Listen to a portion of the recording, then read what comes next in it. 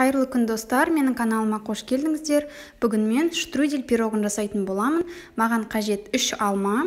Осылай алмалардың сыртын алып тастаймыз. Және де 4-1 етіп кесіп аламыз. Алмаларды аршып тазалап алдым. Енді осы алмаларды 4-1 етіп кесіп аламын барлығын.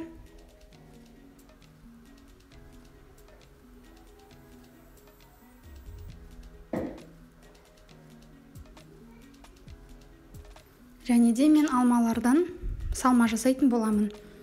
Мен осылай табаны қыздырып алдым, және де табаға сары майды ертіп аламын.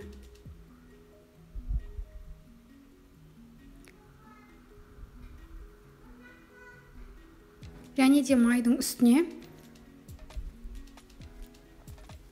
2 ас қасық қант саламын.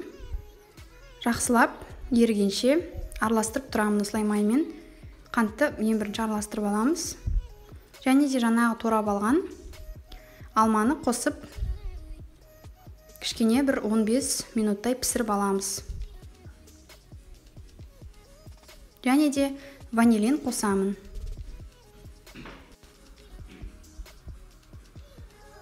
Астың басып алманы кішкене пісіріп аламыз.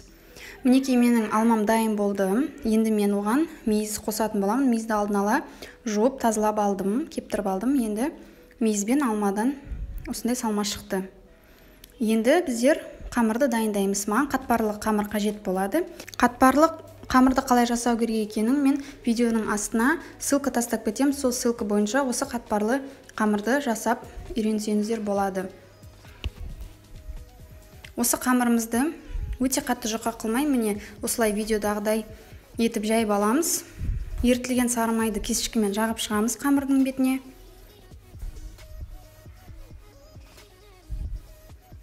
Және де біздің жаңағы салмамызды салып шығамыз. Енді пирогымызды осылай етіп видеодағыдай орап аламыз.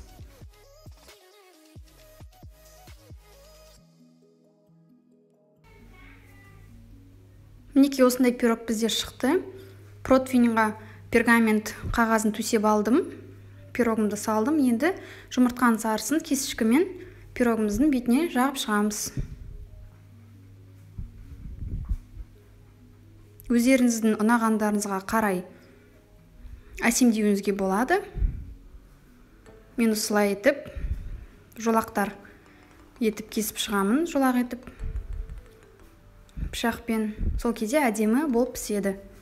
Және де үстіне макпен кунжутты сеуіп шығамын әдемілік үшін. Дайын болған пирогымызды 180 градуста, 180-190 градуста 30 минуттай пісіресіздер қызарғанша. Мінекей достар, менің пирогым пісті.